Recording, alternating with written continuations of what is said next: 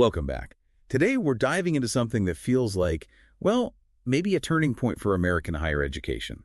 We're talking Harvard University. Right, not just any university. The oldest, arguably the wealthiest, educated 8 presidents has this massive endowment. It's iconic. Absolutely. And Harvard recently did something pretty bold. They drew a clear line against the Trump administration. Yeah, it's a major standoff. We're looking at Harvard pushing back forcefully against specific demands regarding hiring, admissions, even curriculum. And for this deep dive, we're drawing on excerpts from our source material, specifically 2025-04-15-02.txt, to really get into the details. It paints a picture of this building pressure, The administration has been campaigning against what it calls woke ideology in universities for a while. And Harvard, being Harvard, became a prime target, it seems. Exactly. The biggest name, perhaps. So Harvard's reaction wasn't entirely out of the blue, but the force of it was notable. Okay, so let's get into that.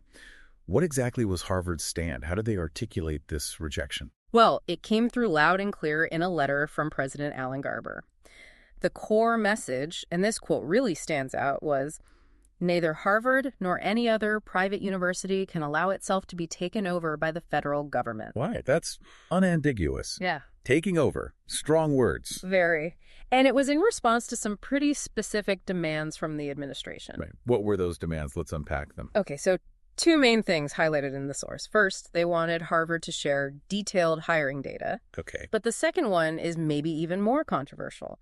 They wanted Harvard to bring in an outside party. An outside party? For what? To ensure, and this is their term, viewpoint diversity within each academic department. Viewpoint diversity policed by an external group.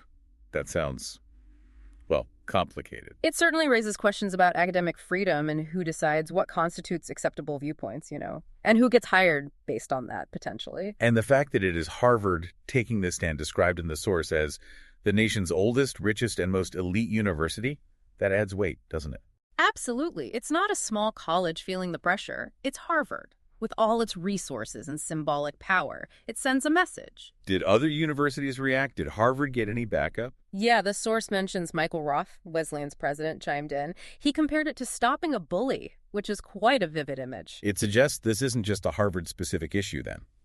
Others see a broader principle at stake. Seems that way. And there's another really significant reaction mentioned. Who that? J. Michael Littig, a very respected conservative legal mind, former federal judge. Right. I know the name. What did he say? He called Harvard's move momentous significance. He even suggested it could be a turning point. Coming from Littig, that's powerful. Why does his perspective carry so much weight here? Well, his reputation, it kind of transcends the usual political divides. He's seen as a serious legal scholar. Mm-hmm. So for him to frame it this way suggests it's not just political noise. It implies this could have really deep, maybe legal implications down the road. Potentially. It elevates it beyond just a funding dispute into something more fundamental about government power and institutional autonomy, like setting a precedent. Okay, so Harvard makes this incredibly strong statement, basically saying no. What happened next? How did the administration react? Swiftly. Yeah. Very swiftly. Within hours, federal officials hit the freeze button. Freeze button on what? On $2.2 billion in multi-year grants that were allocated to Harvard, and also a separate $60 million contract. $2.2 billion. That sounds like a massive hit. It's definitely not small change, but the source puts it in context. Harvard's total federal funding is much larger, around $9 billion a year. $9 billion. Okay, so where does most of that go? The lion's share, about $7 billion, goes to Harvard's affiliated hospitals. So medical research, patient care, that sort of thing. Got it. So this $2.2 billion freeze, while it's significant, isn't touching that hospital funding directly. Apparently not. The remaining $2 billion or so in direct funding, where this freeze presumably applies, goes mostly to research grants. What kind of research? Things like space exploration, research into diabetes, cancer, Alzheimer's, tuberculosis, really critical stuff. So freezing that funding could impact some pretty important research projects. Potentially, yes. Though the source also noted it wasn't immediately clear which specific programs were affected by the freeze right away. Okay, so a financial consequence, but maybe not an immediate existential threat given Harvard's overall resources. Let's talk context. Why this focus on Harvard? Why now? Well, as we touched on, the administration sees higher education, especially elite institutions, as dominated by liberalism or woke ideology, as they frame it. And they want to break that hold. That seems to be the stated goal. Harvard being so prominent is, as the source puts it, big game. Taking on Harvard sends a very loud signal. Is there more to it? Does this source suggest any other, maybe political calculations? It does mention the potential for this to end up in court, a big, high-profile court battle. How would that serve the administration's goals? Well, think about it. A lawsuit against Harvard gives them a massive platform to argue about things like alleged anti-Semitism on campus, elitism, suppression of conservative speech. So they could use the legal fight itself as a way to rally their base and push those narratives, regardless of the specific legal outcome. Exactly. It becomes a stage for a broader cultural argument, with Harvard cast as the antagonist. It's interesting you mentioned anti-Semitism. The source does bring up the backdrop of campus controversies after the October 7th Hamas attacks. Right, that's definitely part of the atmosphere here. Universities were already under intense scrutiny over how they were handling protests, free speech, and anti-Semitism. Did Harvard address that in their response to the administration? Yes. President Garber's letter, according to the source, specifically mentioned that Harvard has taken steps to combat anti-Semitism, support viewpoint diversity internally, and protect free speech. So they're saying, we're already working on these issues. We don't need this external imposition. That seems to be the message, and contrasting this with Columbia University is quite telling. Oh yeah, the source mentioned Columbia. What happened there? Columbia faced losing about $400 million in funding, and they apparently agreed to some major concessions. Concessions like what? Like allowing more oversight over their Middle Eastern, South Asian, and African Studies department. So a different outcome compared to Harvard's outright rejection. Why the difference, do you think? Just the money. Harvard has a bigger cushion. That's likely part of it, yeah. Harvard's endowment gives it more financial independence, perhaps, but maybe also the nature of the demands felt different. How so? Well, maybe oversight of one specific department, like at Columbia, felt less like a fundamental threat than mandating viewpoint quotas across all departments, which was the demand Harvard faced. That hits closer to core academic hiring principles. That makes sense. A difference in scale and type of intrusion. Let's talk about reactions.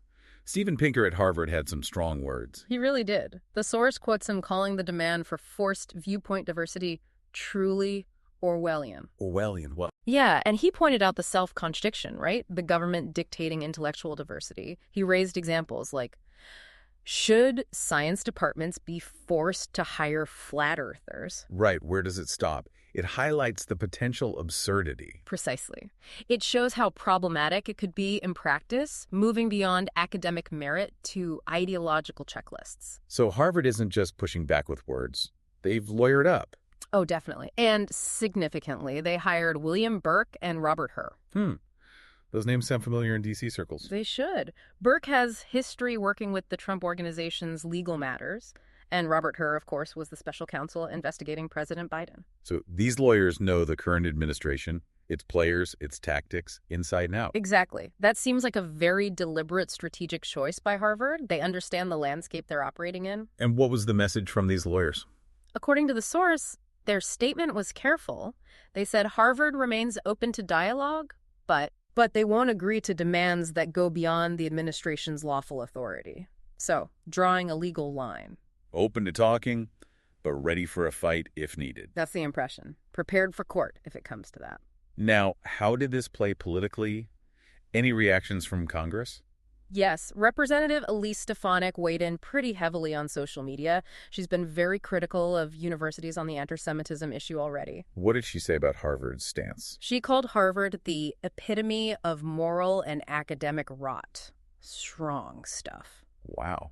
And did she suggest any action? She explicitly called to totally cut off U.S. taxpayer funding, all of it. A complete defunding. That's a maximalist position. Very much so. It shows the political stakes and the kind of pressure being applied. Beyond the funding freeze already enacted, what else could the administration do? Does the source mention other potential pressure points? Yeah, a couple of things are floated. One is launching an investigation into Harvard's tax-exempt nonprofit status. Ooh, that could have huge financial implications long term. Absolutely. The other possibility mentioned is cracking down on visas for international students. Which would hit Harvard's research and global student body hard. Definitely disruptive. So there are other levers the administration could potentially pull. But amidst all this pressure, there's also a counter perspective. All right. From the American Council of Education. Right. Ted Mitchell, its president, is quoted viewing Harvard's resistance as essential. Essential. Why? He suggests it could embolden other institutions. If Harvard, with all its clout, can stand firm, maybe smaller, more vulnerable colleges and universities might feel they can too. So Harvard's stand could act as a shield, or at least a rallying point, for others facing similar pressures. That seems to be Mitchell's view. It makes this a potential test case for the entire sector's autonomy. Okay, so let's try and synthesize this. We have this major confrontation. Harvard, this academic giant pushing back hard against government, demands it sees as overreach into its core functions. Right. Demands about who they hire, how they admit students, maybe even what gets taught, tied to this idea of enforcing viewpoint diversity. The immediate result was a significant funding freeze, though maybe not crippling for Harvard overall. But the potential for escalation seems high. Ah, definitely. Legal battles, further financial pressures, political attacks. It's all on the table. And this isn't just about Harvard's budget or policies. It touches on really fundamental questions. Absolutely. Academic freedom, institutional independence, the whole relationship between government and higher education. What are the proper boundaries? The stakes feel incredibly high, not just for Harvard Yard, but for campuses across the country. Couldn't agree more. This could reshape that landscape for years to come. Which leads us to a final thought for everyone listening.